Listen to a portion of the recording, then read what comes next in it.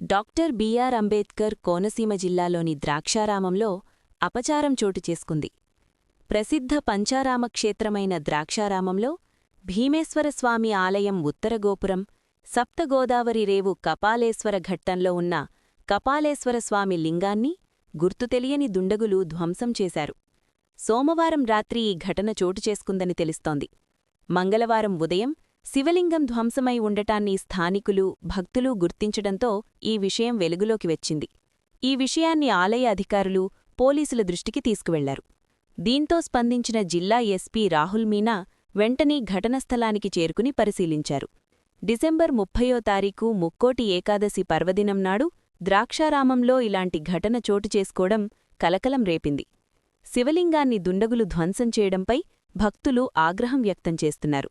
వెంటనే శాస్త్రోక్తంగా నూతన శివలింగాన్ని ప్రతిష్ఠించిన ఆలయ పండితులు శాంతిపూజలు చేశారు.